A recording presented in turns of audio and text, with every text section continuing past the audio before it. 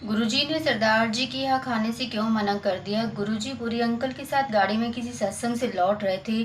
अचानक खराबी के कारण गाड़ी रुक गई। पुरी अंकल ने गुरुजी से थोड़ी देर के लिए उतरने को कहा और देखने लगे कि गाड़ी में क्या दिक्कत आ गई है। थोड़ी ही दूर एक सरदार जी का ढाबा था। सरदार जी ने जब देखा कोई बाबा या सन्यासी जैसा दिखने वाला बंदा बाहर खड़ा है तो उसने अपने ढाबे में काम करने वाले एक लड़के को पास बुलाया और कहा, सुन, वो बाबा वहाँ खड़े हैं, शायद उनकी गाड़ी खराब हो गई है, उन्हें बोलो अंदर आकर बैठ जाएं। लड़का गुरुजी के पास गया और उनसे कहा, आपको सरदार जी बोल रहे हैं कि अंदर आ जाओ। गुरुजी बोले, नहीं नहीं, बस अभी गाड़ी ठीक हो जाएगी, मैं चला जाऊंगा, मैं यहीं सही हूँ, आप उन्हें मेरी तरफ से धन्यवाद कह दीजिए। और गुरुजी वहीं खड़े रहे और पुरी अंकल से कहा, पुरी अंकल, ज़्यादा कोई दिक्कत है तो पास में किसी मैकेनिक को दिखा ले। तभी पीछे से सरदार जी अपने हाथ में 2 कप चाय लेकर गुरुजी के पास आ गए और कहा, आप अंदर नहीं आना चाहते तो कोई बात नहीं, लेकिन ये चाय तो पी लीजिए। गुरुजी ने चाय के लिए मना नहीं किया और उनसे चाय लेकर पीने लग गए। सरदार जी ने कहा, अगर आपको विश्राम करना हो तो आप दोनों अंदर आ सकते हैं। सरदार जी ने देखा गुरुजी के चेहरे में कोई तेज सा दिखाई पड़ता है, वो कोई बड़े गुरु महाराज जैसे लगते हैं। सरदार जी अपने ढाबे में चले गए और थोड़ी देर बाद गुरुजी और पुरी अंकल सरदार जी के पास आए और उन्होंने कहा, चाय के पैसे कितने देने हैं आपको। सरदार जी ने कहा, महाराज जी, वो चाय मेरी तरफ से थी, उसका कोई चार्ज नहीं है। गुरुजी ने मजाक में सरदार जी से कहा, क्यों, तू बीच बीच में लंगर भी करता है क्या जो चाय के पैसे नहीं ले रहा। सरदार जी ने उन दोनों से पूछा, आपकी गाड़ी सही हो गई।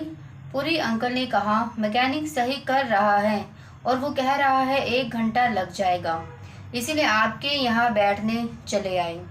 सरदार जी ने दोनों को अंदर जाकर आराम करने को फिर से कहा।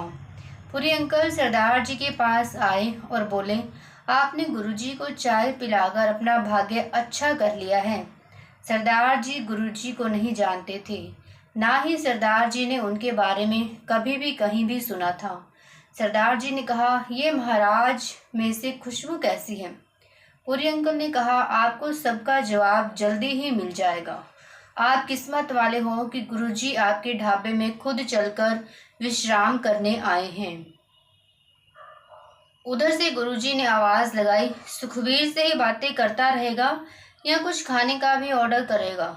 सरदार जी हैरान हो गए क्योंकि सरदार जी का नाम वहां आज तक किसी को नहीं पता था, यहाँ तक कि वहां काम करने वाले लड़कों को भी नहीं। उन्हें सरदार जी या सुखी के नाम से ही सब जानते थे। सरदार जी ने गुरुजी से पूछा, महाराज, आप मेरा नाम कैसे जानते हैं। गुरुजी ने मुस्कुराते हुए कहा, मैंने तो बस ऐसे ही कोई नाम बोल दिया और मुझे भी नहीं पता था ये आपका असली नाम है, और तुमने भी तो मुझे महाराज बोला था। मेरा नाम निर्मल महाराज है। वो तीनों हंसने लग गई। सरदार जी ने गुरुजी से हाथ जोड़कर कहा, गुरुजी, आप क्या खाएंगे। गुरुजी ने कहा, भूख तो लग रही है, लेकिन तू पैसे नहीं लेगा, इसलिए तेरे यहाँ नहीं खाएंगे। सरदार जी बोले, आप चाहो तो आप पैसे दे देना, लेकिन खाना आप मेरे ढाबे में ही खाना।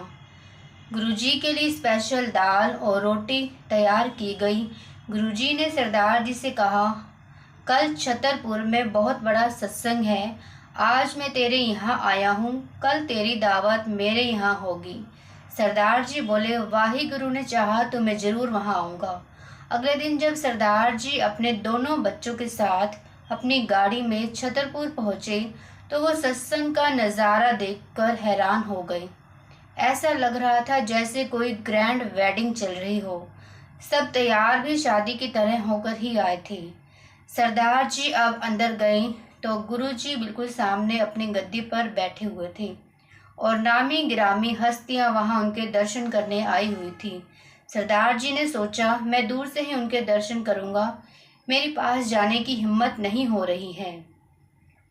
सेवादार ने सरदार जी से कहा, अंकल जी, गुरुजी के यहाँ सबको अंकल आंटी कहा जाता है, आगे जाओ और गुरुजी का आशीर्वाद लो। यहाँ क्यों खड़े हो? सरदार जी हिम्मत करके उनके पास पहुंच गए। गुरुजी ने कहा, क्यों, तूने क्या सोचा मेरे से मिला बिना चला जाएगा? सरदार जी समझ गए कि क्यों इतनी भीड़ यहाँ आई हुई है। गुरुजी ने कहा, उस दिन मैं आपके यहाँ मेहमान था, आज आप हमारे मेहमान हो। सरदार जी ने गुरुजी के दर्शन करने के बाद लंगर प्रसाद चखा और घर आकर अपनी पत्नी को गुरुजी की सब लीला बताई। सरदार जी का ढाबा होटल में बदल गया। छोटा बेटा जिसे 2 सालों से फ्रेश होते समय ब्लड आ रहा था, उस दिन के बाद कभी ऐसी दिक्कत नहीं आई। सरदार जी और उनके परिवार ने वाहिगुरु का शुक्राना करा कि वाहिगुरु सच कहते हैं, आपके रूप अनेक हैं। वाहिगुरु जी, जय गुरु जी, शुक्राना गुरु जी।